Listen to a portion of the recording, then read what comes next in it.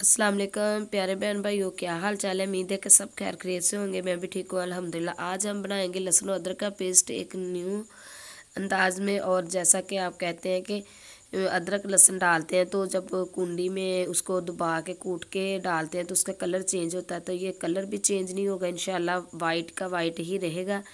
तो इस तरह आपने लहसुन को अच्छे से छील लेना है सबसे पहले, और अदरक के ऊपर वाला छिलका उतार के बारीक बारीक इसकी कटिंग कर लेनी है आपने ना।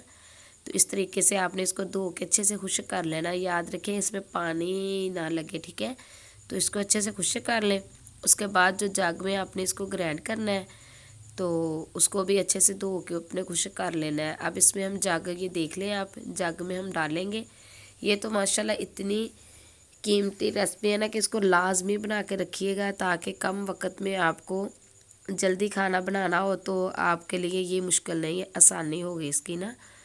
तो जो मेरी बहन ड्यूटी करती है उसके लिए तो बहुत ही आसान हो जाएगा, ताकि प्याज की कटिंग की और 1 चम्मच ये डाल के लहसुन अदरक का पेस्ट तो सालन जल्दी से बना लिया।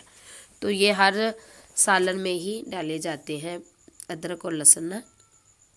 तो अब इसमें हम डालेंगे इसको ग्राइंड करने के लिए 1 कप घी का, ठीक है। अगर आपको घी कम लगे तो आप और भी डाल सकते हैं, लेकिन इतना जो लहसुन है ना इसमें 1 कप ही काफ़ी है।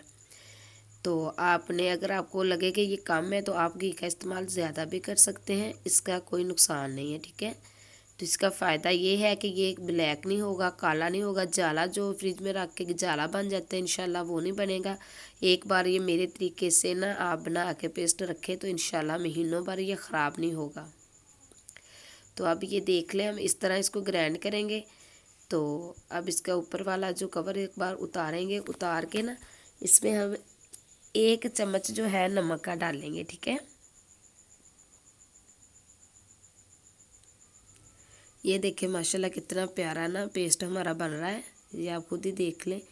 घी भी मैंने 1 पाव मैंने लहसुन का लिया है, और आधा पाव मैंने लिया है अदरक का। अब इसमें हम 1 चम्मच नमक का डाल देंगे।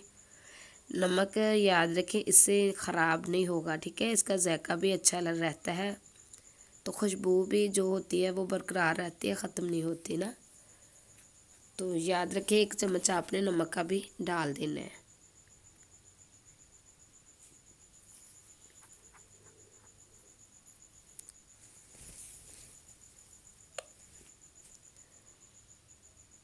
तो ये पानी के बगैर भी इस तरह अच्छे से माशाल्लाह ग्राइंड हो जाता है और पेस्ट इसका अच्छे से बन जाता है। ये आप देख लें खुद ही, पानी के बगैर ही मैंने, ये देखें कितना ज़बरदस्त बना हुआ है।